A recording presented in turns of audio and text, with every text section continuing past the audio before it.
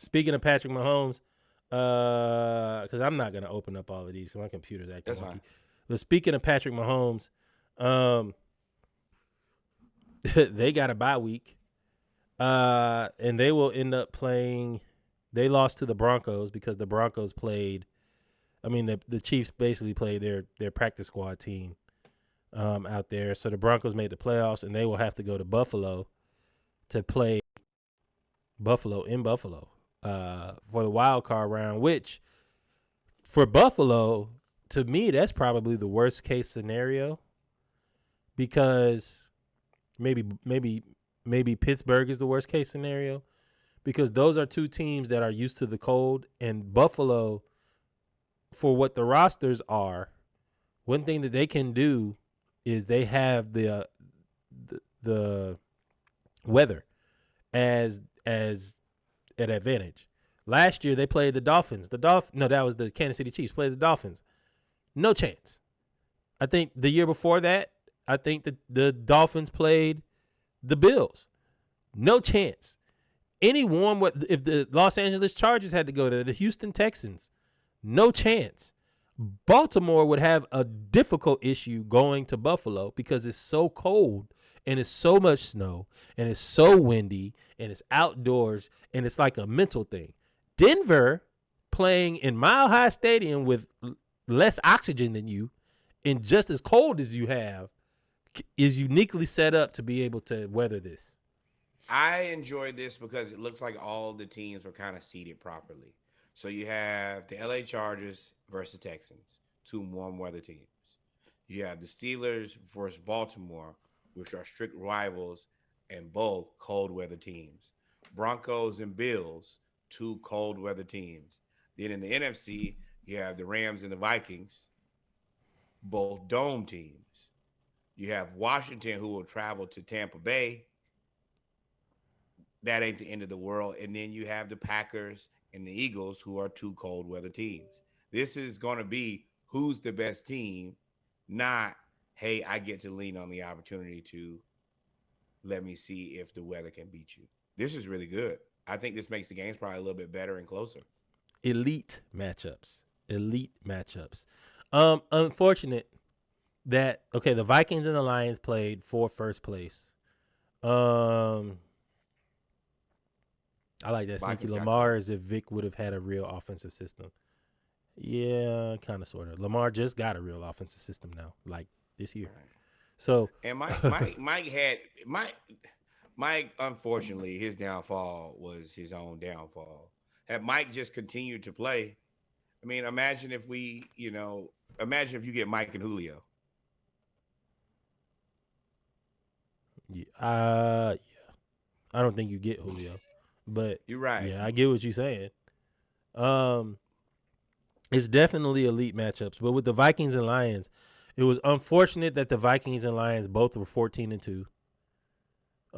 It's unfortunate that the Vikings and Lions were the number 2 and number 3 team in the league, the number 1 and number 2 team in the NFC, and the number 1 and number 2 team in their division.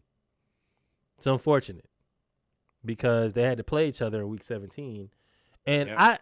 I, as you can see with the seating here, I don't get it. The Lions are the number 1 seed. They beat the Vikings in the second half, basically, because it was close. I got a lot of They notes whooped on him this. 31-9. I got a lot of notes on this. The Lions keep winning. They went out there with a cornerback that was cut by the Raiders. They brought him on. He was the 4th cornerback. He went to the coaching staff, Aaron Glenn, amidst all the injuries, and said, "Hey, I'm from the same place as Justin Jefferson. I had to guard him in high school. Give me a shot to guard him." Not only did he guard him in the game, he got the game ball because there was a mixture of him shutting him down. I ain't gonna say shut him down, but there's and Sam Darnold turned into Sam Darnold for the first time this year. He missed Justin Jefferson twice in the end zone. He missed Jordan Addison like 3 times. And the Lions won with the B squad. They keep winning with players that weren't supposed to be on the team or weren't supposed to be playing. And they keep doing it. Dan Campbell has figured it out. If there's anything that you can take away from this podcast, please listen to me and listen to me closely. Organization and leadership are the key to your success or to your failure. If you have good people leading your organization, it will constantly be successful. Players will come and go. Players are great assets, but as we can see from the Steelers, whether you got the players or not, if you got the guy driving the ship in the right direction, you're going to be able to make it further than a lot of teams who have better players but worse leadership. That is what Dan Campbell has continued to do. I know I got a lot of DMs, I got a lot of texts about, oh, Sam Darnold turning into a pumpkin. Just like I tell y'all all the time, number one, this is one game. Knee-jerk reaction, you know how I feel about him. Relax. Number two, he played well all season. So if you weren't high on him when he was killing it, then don't get low on him now. And at the end of the day, whether you like him or not, he plays so well, he gonna get another chance. He'll be right back there next year. If he does it again, then he'll be on his Baker Mayfield trajectory where I prove to y'all that I am who I said I am. And then you have to deal with that. If he stinks to join up, then you got J.J. McCarthy and you go in that direction. Also, y'all had the guy all year. Y'all have to be able to look as an organization and say, hey, is he legit or is he not? He come to your job every day. Yeah. I mean, you got to stick with him. We'll see what you do against the Rams. You guys are supposed to beat the Rams. As the Lions head coach said, Dan Campbell, hey, I'll see you in 2 weeks. Both of these teams are a product of their coordinators. So the Vikings were sticking with the Lions in the first half, and the Lions offensive coordinator just decided, okay, he's probably the best I've seen in the past couple of years of whatever you give us, we're going to take. So the Vikings basically said, all right, well, y'all ain't got everybody's hurt, so we're just going to take away Amon-Ra St. Brown. We're going to try to take away your passing game. So they just, in the second half, just gave the ball to Jahmyr Gibbs. The whole second half. He had 4 touchdowns. Like, they're so good as coordinators of just making differences. Like, on defense, Justin Jefferson, they single covered him one time that whole game. One time that I saw where they put him against one-on-one coverage and he had like a 40-yard catch, and they didn't do it the rest of the game. They double-teamed him rest of the game. And they basically took away Jordan Addison, and they took away Justin Jefferson and said, you're going to have to beat us with Cam Akers and TJ Hawkinson. And you can't get fooled again. And you can't. The Lions are so good that they're projecting Aiden Hutchinson. They're already having the conversations that Aiden Hutchinson will be back for the Super Bowl, which is what you don't want because Zadarius Smith is on the other side. Man, all you want is So, and then David Montgomery should be back for this game. The Lions are ridiculously good, dog. I don't know what else to say about them except for an embarrassment of riches. But it's not riches though. I mean, it is. It is riches. It is riches. It's Jameson. It's having foresight. Jared Goff, getting him to buy in that we believe in you when he was cast off. And then getting him to believe in himself. Stupid decision. Getting him to believe in himself. I think that's Dan Campbell's superpowers. He gets you to believe in yourself. And he's committed. Bro, they were up by 12. No, they were up by like 10. And he was like, if I kick a field goal here and go, it'll still be a 2-score game. The Vikings weren't coming back to win. But he was like, I'm going to go for it on 4th down anyway. He went for it on 4th and 3, got it. They ended up scoring again, and it just took all the wind out of it. Dan Campbell is true to himself. His name is Dan Gamble. That's what they call him. And It You works gotta until it believe it. doesn't, but he's true to it. And he's starting to figure out, okay, I have a reputation as Dan Gamble. Sometimes I won't. I'll play regular. Right. Which I mean that is a little tricky for me. If that's gonna be your thing, then roll with that. And I think that it's like Riverboat Ron to a probably a better degree or better execution. But if that's gonna be how you play it, that's how you play it. One of my favorite coaches, Steve Spurrier, he wasn't never he was gonna do it. We going for it. Knockout punch, step on the throat, whatever it takes. I ain't playing with you. I'm here to hurt you. Yep. And I think that Dan gives people confidence for life. And then he also plays it aggressive. Those two things, the ability to play aggressive, but give the players the confidence that we can actually do it, that's a unique gift. Yep. So, we talked about the AFC. We got the NFC with the number 1 and number 5 seed. Interesting that Washington beat the Cowboys with Marcus Mariota. Again, so now they're the 6th seed instead of the 7th seed. So they play Tampa Bay, who has found their franchise quarterback that has literally dropped into their lap in Baker Mayfield, who didn't play the greatest game against the Saints to win the division. But I watched that game. Baker Mayfield willed that team to win. He was peak Baker Mayfield. And talking about taking what the defense gives you, the Saints played a really good game. And I was so scared that the Saints were going to win and that we had to beat Carolina to win the division, and we were going to lose to Carolina. Let me tell you, hold on 1 second here. I am at Zach's wedding. They are literally like about to exchange vows. I just happened to look at my phone, and I am very close to emotional breakdown. I see us losing, and I see the Saints potentially winning. And I'm like, I will cry in this wedding, and I'm talking about like a boo-hoo cry. Like, lay out on the floor if that happens. That is the worst case scenario. And it's a place where you can't yell or say nothing. I'm just in there like, bro, don't do this to me.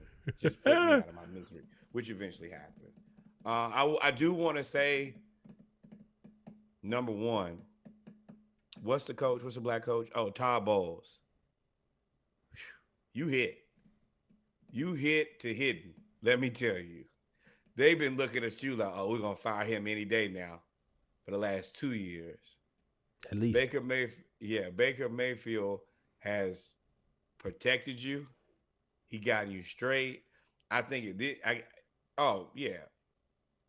don't think that of available quarterbacks, I don't think that there was one better than Baker. And I think that I think Bowles' defense.